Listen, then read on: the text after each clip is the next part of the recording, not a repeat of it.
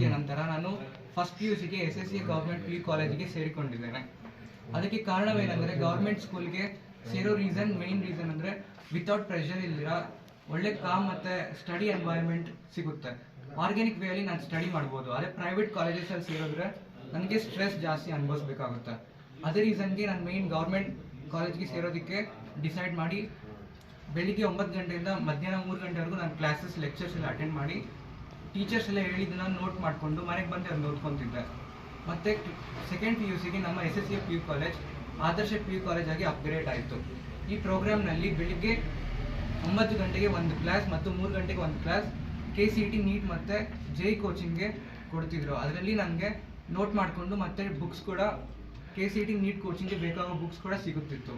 ಆ ಬುಕ್ಸನ್ನು ತೆಗೆದುಕೊಂಡು ನಾನು ಓದಿಕೊಂಡು ಈ ನೀಟ್ ಮತ್ತು JEE KCETಗೆ ಪ್ರಿಪೇರ್ ಆಗ್ತಿದ್ದೆ. ಇದಕ್ಕೆ ಮುಖ್ಯ ಕಾರಣ ಏನಂದರೆ ನಮ್ಮ ಎಜುಕೇಷನ್ ಮಿನಿಸ್ಟರ್ ಆದ ಮಧು ಬಂಗಾರಪ್ಪ ಸರ್ ಅವರೇ ಕಾರಣ. ಅವರು ಗೌರ್ಮೆಂಟ್ ಸ್ಕೂಲಲ್ಲಿ ಓದೋ ಮಕ್ಕಳ ಕಷ್ಟಗಳನ್ನು ಅರ್ಥ ಮಾಡಿಕೊಂಡು ಪ್ರೈವೇಟ್ ಕೋಚಿಂಗ್ಗೆ ಫೀಸ್ ಜಾಸ್ತಿ ಆಗುತ್ತೆಂದು ಕಾಲೇಜಿನಲ್ಲೇ ಆನ್ಲೈನ್ ಕ್ಲಾಸಸ್ ಸ್ಟಾರ್ಟ್ ಮಾಡಿ ಎಲ್ಲ ಮಕ್ಕಳಿಗೂ ಹೆಲ್ಪ್ ಆಗುವಂತೆ ಮಾಡಿದರು. ಇದಕ್ಕೆ ನಮ್ಮ ಪ್ರಾಂಶುಪಾಲರು, ನಮ್ಮ ಕಾಲೇಜ್ ಟೀಚರ್ಸ್ ಮತ್ತು ಎಜುಕೇಷನ್ ಮಿನಿಸ್ಟರ್ ಆದ ಮಧು ಬಂಗಾರಪ್ಪ ಸರ್ ಮತ್ತು ನಮ್ಮ CM ಸಿದ್ದರಾಮಯ್ಯ ಸರ್ ಅವರಿಗೆ ನನ್ನ ಧನ್ಯವಾದಗಳನ್ನು ಹೇಳುತ್ತೇನೆ. ಅದರ ಜೊತೆಗೆ ನಮ್ಮ MLA ಆದ ಪುಟ್ಟಸ್ವಾಮಿ ಗೌಡ ಸರ್ ಮತ್ತು ನಮ್ಮ ಪೇರೆಂಟ್ಸ್ ಅವರಿಗೆ ಕೂಡ ಧನ್ಯವಾದಗಳನ್ನು ಹೇಳುತ್ತೇನೆ.